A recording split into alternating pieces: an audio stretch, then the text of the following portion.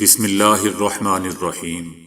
السلام علیکم دوستو، دنیا بھر کی خبروں میں آج آپ سنیں گے، لیکن اس سے پہلے اگر ہو سکے تو لائک اور سبسکرائب کا بٹن ضرور دبا لیں۔ شکریہ۔ چائنا کی مقبوضہ وادی میں G20 اجلاس بلانے کی مخالفت۔ میری خواہش ہے کہ میں سوویت یونین کو دوبارہ بحال کروں، صدر پیوٹن۔ نوپور شرما نے پورے ملک کو آگ میں جھونک دیا، بھارتی سپریم کورٹ۔ کسی ایک پر حملے کا مطلب سب پر حملہ ہے، صدر جو بائیڈن۔ برطانیہ میں جوہری ہتھیار سڑک کے ذریعے منتقل کرنے کا انکشاف۔ امریکہ ایران معاہدے کی بحالی کے امکانات مزید خراب۔ نیٹو نے چائنا کو مغربی ممالک کے لیے ایک چیلنج قرار دے دیا۔ امپورٹڈ حکومت نے خود کو 1100 بلین روپے کا NRO-2 دے دیا، وزیر اعظم عمران خان۔ یوکرین میں رہائشی عمارت اور تفریحی مرکز پر حملے، 17 افراد مارے گئے۔ سنگل اور غیر شادی شدہ طویل عمر پاتے ہیں، 107 سالہ امریکی خاتون کا مشورہ۔ تو آئیے چلتے ہیں اب خبروں کی تفصیل کی جانب۔ چائنا نے بھارت کی جانب سے G20 کا اجلاس مقبوضہ وادی میں بلانے کی مخالفت کر دی ہے۔ مقبوضہ وادی پر چائنا کا موقف واضح اور مستقل ہے، جو اقوام متحدہ کی قراردادوں کے مطابق حل کیا جانا چاہیے۔ چائنا نے مزید کہا کہ چائنا G20 اجلاس میں شرکت کے معاملے کو دیکھے گا۔ G20 بین الاقوامی اقتصادی اور مالیاتی تعاون کا سب سے بڑا فورم ہے۔ اقتصادی تعاون کو سیاسی رنگ دینے سے گریز کیا جائے۔ تمام بڑی معیشتیں عالمی معاشی نظام کو بہتر بنانے میں کردار ادا کریں۔ بھارت نے آئندہ سال ہونے والا G20 اجلاس مقبوضہ وادی میں کرانے کو کہا تھا۔ روس کے صدر پیوٹن نے برطانوی وزیر اعظم بورس جانسن پر جوابی وار کرتے ہوئے انہیں سابق وزیر اعظم مارگریٹ تھیچر کے دوران ارجنٹینا کے خلاف فوجی آپریشن کا فیصلہ یاد دلایا۔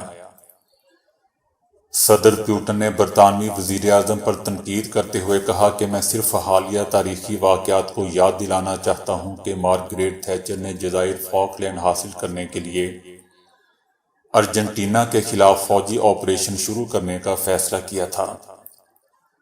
اس وقت یہ فیصلہ ایک خاتون نے کیا تھا۔ دوستو، برطانوی وزیر اعظم بورس جانسن نے کہا تھا کہ صدر پیوٹن اگر خاتون ہوتے تو یوکرین میں جنگ شروع نہ کرتے۔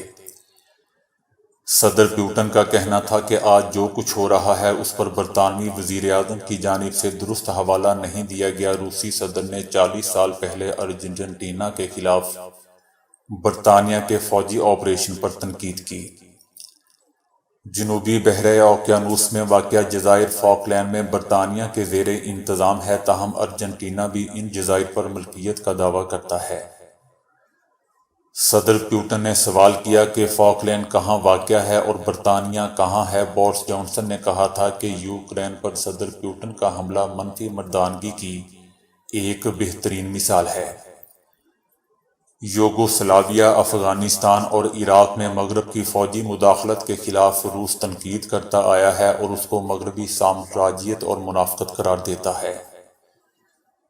تاہم 2 دہائیوں کی حکمرانی نے صدر پیوٹن نے خود کئی مرتبہ سامراجیت کے الزامات کا سامنا کیا ہے۔ وہ روس کی سرحدوں کو دوبارہ پھیلانا چاہتے ہیں اور انہوں نے خود کہا تھا کہ ان کی خواہش ہے کہ وہ سوویت یونین کو دوبارہ بحال کریں۔ بھارتی سپریم کورٹ نے سابق BJP رہنما نوپور شرما پر برس پڑی۔ سپریم کورٹ نے کہا کہ پورے ملک کو آگ میں جھونکنے پر انہیں پورے ملک سے معافی مانگنی چاہیے۔ سپریم کورٹ نے نوپور شرما کو اودے پور واقعہ کا ذمہ دار بھی ٹھہرا دیا۔ کہا کہ ہم نے اس بحث کو دیکھا کہ انہیں کس طرح اکسایا گیا تھا۔ جس طرح نوپور شرما نے یہ سب کہا، یہ شرمناک ہے۔ نوپور شرما کو پورے ملک سے معافی مانگنی چاہیے۔ بھارتی سپریم کورٹ نے سوال کیا کہ نوپور شرما کو خطرات کا سامنا ہے یا وہ سیکیورٹی کے لیے خطرہ بن چکی ہیں۔ نوپور شرما کو ملک بھر میں جذبات کو بھڑکایا گیا ہے۔ اب ملک میں جو کچھ ہو رہا ہے اس کے لیے نوپور شرما اکیلے ہی ذمہ دار ہے۔ یاد رہے دوستوں کہ بی جے پی کی ترجمہ نوپور شرما جنہیں اب ترجمان کے عہدے سے ہٹا دیا گیا ہے اور پارٹی سے معطل بھی کر دیا گیا ہے، اس نے 26 مئی کو ایک ٹیلی ویژن چینل پر گستاخانہ بیان دیے تھے۔ امریکی صدر جو بائیڈن نے یورپ کے لیے مزید فوجی اور جنگی جہازوں سمیت دوسرا سامان بھجوانے کا وعدہ کیا ہے کیونکہ نیٹو ممالک نے یوکرین پر روسی حملے کے بعد کسی بھی صورتحال سے نمٹنے کے لیے اقدامات پر اتفاق کیا ہے۔ صدر جو بائیڈن نے کہا ہے کہ اپنے اتحادیوں کے ایک ایک انچ کا تحفظ کیا جائے گا، برطانیہ اور دیگر اتحادی ممالک کی فوجوں کو مشرق میں سمت میں تعینات کیا جائے گا۔ اسی طرح امریکہ یورپ میں پہلے سے ہی موجود سیکیورٹی اہلکاروں کی تعداد میں 1 لاکھ کا اضافہ کرنے کے ساتھ ساتھ اسپین کو مزید جنگی جہاز جبکہ رومانیہ اور بالٹک ریاستوں کے ساتھ بھی دفاعی تعاون کرے گا۔ امریکی صدر جو بائیڈن کا کہنا ہے کہ ہمارا مطلب یہ ہے کہ کسی ایک پر حملے کا مطلب سب پر حملہ ہے۔ تاہم اطالوی وزیر اعظم نے نیٹو اور روس کے درمیان کسی تصادم کے امکانات کو بہت کم قرار دیا ہے، کسی قسم کے فوجی تصادم کا خطرہ نہیں ہے، لیکن ہم کو تیار رہنا چاہیے۔ تاہم ایسا کوئی خطرہ دکھائی نہیں دیتا۔ بالٹک ریاستیں نیٹو فوجیوں کی تعداد 10 گنا اضافے کے ساتھ ساتھ فضائی اور سمندری حدود کے دفاع کے لیے کوشش کر رہی ہیں۔ سرد جنگ کے بعد پہلی بار اتنے بڑے پیمانے پر اقدامات دیکھنے میں آ رہے ہیں۔ نیٹو نے اس پر بھی اتفاق کیا ہے کہ پرخطر مقامات پر مزید 3 لاکھ سے زائد فوجی بھجوائے جائیں گے۔ اس سے پہلے دوستوں نیٹو اتحاد کم فوجیوں پر انحصار کرتا تھا اور اس کے پاس روسی یا کسی بھی حملے کے جواب کے لیے تقریباً 40,000 فوجی موجود تھے۔ نیٹو کا کہنا ہے کہ روسی صدر نے یوکرین پر حملہ کر کے پورے یورپ کے امن و امان کو تہہ و بالا کر دیا ہے اور وہاں دوسری عالمی جنگ کے بعد سب سے بڑا بحران پیدا کر دیا ہے، جس کا جواب نیٹو اتحاد مضبوطی سے دے گا۔ اس وقت امریکہ اور مغربی دنیا یوکرین کی حمایت کر رہی ہیں، جبکہ یوکرین کو یورپی یونین میں شمولیت کے لیے امیدوار کی حیثیت بھی دے دی گئی ہے، جس کے بعد روسی حملوں میں شدت آئی ہے اور صدر پیوٹن کا کہنا ہے کہ یوکرینی فوج کے ہتھیار ڈالنے تک جنگ جاری رہے گی۔ برطانیہ میں جوہری ہتھیار موٹر وے کے ذریعے منتقل کرنے کا انکشاف ہوا ہے۔ فوجی ٹرکوں میں موجود مختلف سڑکوں کے ذریعے منتقل کرنے کا انکشاف ہوا ہے۔ ہتھیاروں کے خلاف مہم چلانے والی تنظیم کے کارکنوں کا کہنا ہے کہ ٹرکوں کو لنکا شائر کی شاہراہوں سے اسکاٹ لینڈ کی جانب دیکھا گیا ہے۔ ان کو بغیر کسی نشان اور شناخت والے فوجی ٹرکوں کے ذریعے منتقل کیا گیا۔ فوجی ٹرکوں میں برطانیہ کے ٹرائیڈنٹ میزائل موجود ہونے کا بھی امکان ظاہر کیا گیا ہے۔ ماہرین کا کہنا ہے کہ ان کی خفیہ طور پر منتقلی کا تعلق یوکرین جنگ سے بھی ہو سکتا ہے۔ امریکہ ایران مذاکرات کے بعد جوہری معاہدے کی بحالی کے امکانات مزید خراب ہو گئے ہیں۔ ایران اور امریکہ کے بالواسطہ مذاکرات بغیر کسی نتیجے کے ختم ہو گئے۔ تاہم ایران نے مذاکرات کو مثبت قرار دیا ہے۔ ایران کا کہنا ہے کہ معاہدے کی بحالی تک پہنچا جا سکتا ہے۔ حقیقی معاہدے پر پہنچنے تک بات چیت جاری رکھنے کے لیے پرعزم ہیں۔ امریکہ اور ایران کے درمیان سفارتی تعلقات نہ ہونے کی وجہ سے دوحہ میں ہونے والے مذاکرات بالواسطہ طور پر ہوئے تھے۔ وفود نے الگ الگ کمروں میں اور ثالثوں کے ذریعے بات چیت کی تھی۔ نیٹو نے پہلی بار چائنا کو اس کی پالیسیوں کے باعث مغربی ممالک کے مفادات، سلامتی اور اقدار کے لیے چیلنج قرار دے دیا ہے۔ نیٹو نے روس کے لیے سخت ترین زبان استعمال کی، جس میں مغربی ممالک کے امن اور سلامتی کے لیے روس کو سب سے اہم اور براہ راست خطرہ قرار دیا، لیکن ساتھ یہ بھی کہا کہ چائنا کے فوجی عزائم تائیوان کے خلاف اس کی تصادم پر مبنی بیان بازی اور روس کے ساتھ اس کے بڑھتے ہوئے قریبی تعلقات نے ہمارے کان کھڑے کرنے پر مجبور کیا ہے۔ نیٹو کا کہنا ہے کہ چائنا اپنی فوجی طاقت کو مزید مضبوط بنا رہا ہے، بشمول جوہری ہتھیار کے ذریعے پڑوسی ممالک کو دھونس دے رہا ہے، تائیوان کو دھمکیاں دے رہا ہے، جدید ٹیکنالوجی کے ذریعے اپنے ہی شہریوں کی نگرانی اور کنٹرول کر رہا ہے، اور روس جھوٹ اور غلط معلومات پھیلا رہا ہے۔ چائنا ہمارا مخالف نہیں ہے، لیکن ہمیں ان سنگین چیلنجوں کے بارے میں واضح نظر رکھنی چاہیے۔ اس کے جواب میں دوستو، چائنا نے نیٹو کے بیان کی سختی سے مخالفت کی اور اسے مکمل طور پر جانبدار وارننگ قرار دیا۔ شیخ رشید احمد نے مہنگائی میں روز بروز اضافے کے تناظر میں کہا ہے کہ عن قریب حکومت کا سیاسی جنازہ دھوم سے نکلے گا۔ پیٹرولیم مصنوعات کی قیمتوں میں ایک بار پھر اضافے پر رد عمل دیتے ہوئے کہا کہ پیٹرول میں 15 روپے اور ڈیزل میں 14 روپے اضافے کے بعد جولائی میں مہنگائی کے اور ٹیکے لگیں گے۔ شیخ رشید احمد نے کہا کہ عوام کو ریلیف نہیں تکلیف ملے گی۔ لوگ گھریلو سامان بیچ کر گزارا کر رہے ہیں اور ابھی بجلی کا بل بھی آنا باقی ہے۔ ووٹ بیچنے والے کو عہدے اور پارٹی ٹکٹ مل رہے ہیں۔ عن قریب حکومت کا سیاسی جنازہ دھوم سے نکلے گا۔ یہ ایک ڈمی حکومت ہے جس کا ایجنڈا صرف اپنے کیس ختم کرنا اور IMF کے اشاروں پر ناچنا ہے۔ انہیں کوئی غرض نہیں کہ غریب پر کیا بیت رہی ہے۔ یہ اپنا ملبہ دوسروں پر ڈال کر خود چلے جائیں گے اور ملک کو شدید ترین معاشی، سیاسی اور اقتصادی بحران میں ڈال جائیں گے۔ ضمنی الیکشن چوری کرنے کی کوشش کریں گے۔ دوسری طرف عمران خان نے کہا ہے کہ امپورٹڈ حکومت روس سے سستا تیل خریدنے کی بجائے عوام پر بوجھ ڈال رہی ہے۔ عمران خان کا کہنا ہے کہ روس سے سستا تیل خریدنے کی بجائے امریکہ کی حکومت تبدیل کرنے کی سازش کے نتیجے میں اقتدار میں آنے والی امپورٹڈ حکومت مسلسل عوام پر ناقابل برداشت بوجھ ڈال رہی ہے۔ وزیر اعظم عمران خان کا مزید کہنا تھا کہ امپورٹڈ حکومت نے خود کو 1100 بلین روپے کا NRO2 دے دیا ہے۔ مجموعی طور پر پیٹرول کی قیمت میں 99 روپے، ڈیزل کی قیمت میں 133 روپے اضافہ ہوا۔ عوام اس کے خلاف ہمارے احتجاج میں شرکت کریں۔ یوکرینی حکام کا کہنا ہے کہ روسی افواج نے یوکرین میں ایک رہائشی عمارت اور ایک تفریحی مقام پر میزائل حملے کیے ہیں، جن کے نتیجے میں 17 افراد مارے گئے ہیں۔ دونوں حملے اوڈیشہ کے علاقے میں ہوئے ہیں۔ عمارت پر حملے میں 13 افراد مارے گئے اور 30 زخمی ہوئے، جبکہ 7 افراد کو ملبے سے نکالا گیا، جن میں 3 بچے بھی شامل ہیں۔ تفریحی مرکز پر حملے میں 3 افراد مارے گئے، جن میں ایک بچہ بھی شامل ہے، جبکہ ایک شخص زخمی بھی ہوا۔ چند روز پیشتر روسی فوج نے دوستو ایک شاپنگ سینٹر پر بھی حملہ کیا تھا، جس میں کم از کم 18 عام شہری مارے گئے تھے۔ تاہم روسی صدر پیوٹن نے روسی فوجیوں کو ان حملوں کا ذمہ دار ماننے سے انکار کیا ہے۔ یوکرین کے جنوبی حصے میں واقع اوڈیشہ کا علاقہ بہت اہم سمجھا جاتا ہے۔ یہاں پر یوکرین کی تاریخی بندرگاہ بھی واقع ہے، جس کا نام اوڈیشہ پورٹ ہے۔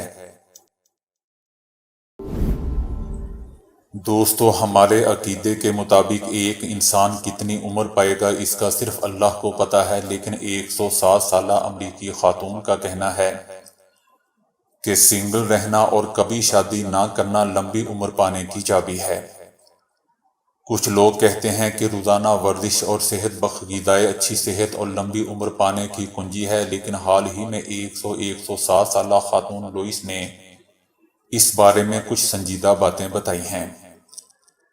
کہ وہ اپنی متاثر کن 107 سال کی عمر کو کیسے پہنچی۔ نیو یارک کی رہائشی لوئس نے گزشتہ ہفتے اپنی 107ویں سالگرہ منائی اور اس اہم راز سے پردہ اٹھایا کہ تنہا زندگی گزارنا اور شادی نہ کرنا طویل العمری کا راز ہے۔ طویل عمر پانے کا راز شادی نہ کرنا ہے۔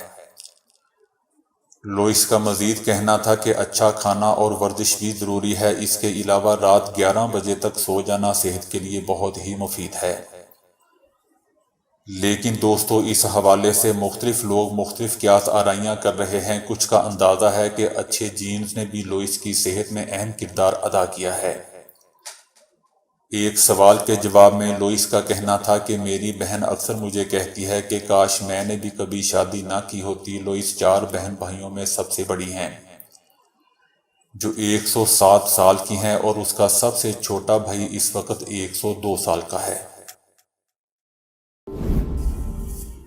بہت سے لوگ خلا باز بننے اور خلا میں جانے کے خواہش مند ہوں گے، لیکن کیا آپ کو معلوم ہے کہ خلا باز بننے کے لیے کیا کچھ تعلیم اور تجربہ ضروری ہے اور خلا بازوں کو تنخواہ کتنی ملتی ہے؟ خلا باز منتخب ہونا جو شیر لانے کے مترادف ہے۔ خلا باز عام طور پر بطور پائلٹ اپنے کیریئر کا آغاز کرتے ہیں اور سپر فاسٹ طیارے اڑاتے ہیں۔ خلا بازی کے لیے درخواست دینے سے پہلے ان کے پاس ہوائی جہاز اڑانے کا 3 سالہ یا 1000 گھنٹے کا تجربہ ہونا چاہیے۔ اس کے بعد ان کے پاس سائنس، انجینئرنگ یا ریاضی میں ماسٹر ڈگری ہونی چاہیے، اور پھر ایک انتہائی سخت سلیکشن پروسیس ان کا منتظر ہوتا ہے، جس میں جسمانی امتحانات سے کڑے انٹرویو تک کے کئی مراحل ہوتے ہیں، جن میں سے شاید ہی کوئی گزر پاتا ہے۔ اس کا اندازہ اس بات سے لگا لیں کہ 2017 میں ناسا کو 18,300 لوگوں نے خلا باز بننے کے لیے درخواستیں دی تھیں، جن میں سے صرف 12 منتخب ہوئے تھے۔ خلا بازوں کو گریڈ کے لحاظ سے تنخواہیں دی جاتی ہیں۔ ان کے گریڈ GS 12 سے 13 تک ہوتے ہیں اور ہر گریڈ میں 1 سے 10 تک درجے ہوتے ہیں۔ ابتدا میں درجہ 1 کے پائلٹ کی تنخواہ $66,000 تقریباً 1 کروڑ روپے سالانہ ہوتی ہے۔ جب یہ خلا باز درجہ 10 تک پہنچتا ہے تو اس کی سالانہ تنخواہ $81,021 تقریباً 1 کروڑ 61 لاکھ روپے ہو جاتی ہے۔ کسی بھی شخص کے لیے سال کا سب سے خاص دن اس کی سالگرہ کا دن ہوتا ہے، اور کون ہوگا جو اس دن پر ملنے والے تحائف کو نہ لینا چاہتا ہو؟ لیکن کینیڈا میں 94 سالہ خاتون نے تحفے کی بجائے ایک عجیب فرمائش کر کے سب کو حیران کر دیا۔ کینیڈا کی 94 سالہ خاتون نینا راکٹ نے اپنی سالگرہ کے موقع پر تحفے کی بجائے کرونا ویکسین لگوانے کی فرمائش کر کے سب کو حیران کر دیا۔ خاتون کے دروازے پر ایک بینر لٹک رہا ہے جس پر درج ہے کہ میں آج 94 سال کی ہو گئی ہوں، مجھے تحفہ نہیں صرف ویکسین چاہیے۔ اس حوالے سے نینا راکٹ کی بیٹی مارگریٹ کا کہنا تھا کہ ویکسین دستیاب نہیں ہے، اس لیے یہ پیغام لکھ کر دروازے پر لگایا ہے۔ کینیڈا میں دوستو، گزشتہ برس دسمبر سے کرونا ویکسینیشن جاری ہے، تاہم اب تک 94 سالہ نینا راکٹ کی باری نہیں آ سکی ہے، جس پر وہ مایوسی کا شکار ہیں۔ وہ کہتی ہے کہ حکومتی وعدے پورے نہیں ہوئے اور ڈاکٹرز بھی نامکمل معلومات فراہم کر رہے ہیں۔ دوسری جانب نینا کی بیٹی مارگریٹ نے تمام عمر رسیدہ افراد کو مشورہ دیا ہے کہ وہ اسی طرح اپنے گھروں پر بھی کرونا ویکسین کی دستیابی کے لیے بینرز آویزاں کر دیں۔ شاید حکومت کو آپ کا خیال آ جائے۔ دوستو، یاد رہے کہ کینیڈا کرونا ویکسین کی تیاری کا انتظام نہ ہونے کی وجہ سے یورپی ممالک سے ویکسین لے رہا ہے، اور 7 مختلف سپلائرز کو 40 کروڑ خوراکوں کا آرڈر دیا ہوا ہے۔ طبی ماہرین نے انکشاف کیا ہے کہ کورونا میں مبتلا ہونے والی خواتین میں صحت یابی کے بعد بھی طویل عرصے تک بال گرنے کی شکایت برقرار رہتی ہے۔ سائنسی میگزین لینسٹ میں شائع ہونے والے آرٹیکل میں کہا گیا ہے کہ کورونا میں مبتلا ہونے والی خواتین میں بال گرنا شروع ہو جاتے ہیں اور صحت یابی کے بعد بھی طویل مدت تک یہ علامت برقرار رہتی ہے۔ چائنا کے شہر ووہان میں ہونے والی اس تحقیق میں 1655 مریضوں کو شامل کیا گیا، جو 7 جنوری سے 29 مئی 2020 کے دوران زیر علاج رہے۔ ان افراد کے صحت یابی کے 6 ماہ بعد معائنے اور خون کے ٹیسٹ بھی کیے گئے۔ ان مریضوں سے حاصل کی گئی معلومات میں انکشاف ہوا کہ صحت یابی کے باوجود بھی کئی علامتیں طویل المدت تک برقرار رہیں، جن میں خواتین میں بالوں کا گرنا بھی شامل ہے۔ تحقیقی مقالے میں کہا گیا ہے کہ صحت یابی کے 6 ماہ بعد بھی 63% مریضوں کو تھکاوٹ اور پٹھوں کی کمزوری کا سامنا تھا، جبکہ 27% نے نیند کی مشکلات اور 22% نے بالوں کے گرنے کی بھی شکایت کی۔ 6 ماہ تک بالوں کے گرنے کی شکایت کے برقرار رہنے کے حوالے سے امریکن اکیڈمی آف ڈرمنالوجی ایسوسی ایشن کا کہنا ہے کہ کسی بھی قسم کے بخار یا بیماری میں بالوں کا گرنا عام بات ہے، جو طویل مدت تک بھی جاری رہ سکتا ہے۔ بھارت میں ایک شکی شوہر نے واٹس ایپ پر موصول ہونے والی ویڈیو کو دیکھ کر غصے میں آ گیا اور بغیر تحقیق کیے اپنی بیوی اور ایک رشتہ دار خاتون کو مار دیا۔ ریاست آندھرا پردیش کے ضلع نیلوری کے علاقے میں ایک شخص یہ کارروائی کر کے فرار ہو گیا۔ پڑوسیوں نے پولیس کو اطلاع دی، باڈیز کو ہاسپٹل منتقل کر دیا گیا۔ پولیس کا کہنا ہے کہ ابتدائی تفتیش سے ظاہر ہوتا ہے کہ خاوند کو واٹس ایپ پر ایک ویڈیو موصول ہوئی اور وہ چہرہ واضح طور پر نظر نہ آنے کے باوجود ویڈیو میں موجود خاتون کو اپنی بیوی سمجھ بیٹھا۔ پولیس کا مزید کہنا ہے کہ تفتیش کے دوران ثابت ہو چکا ہے کہ ویڈیو میں نظر آنے والی خاتون اس کی اہلیہ نہیں تھی۔ ویڈیو بھیجنے والے شخص کی گرفتاری کے لیے بھی ٹیم تشکیل دے دی گئی ہے۔ تو دوستو ابھی کے لیے اتنا ہی۔ ویڈیو کو لائک اور شیئر کرنے کا بہت بہت شکریہ۔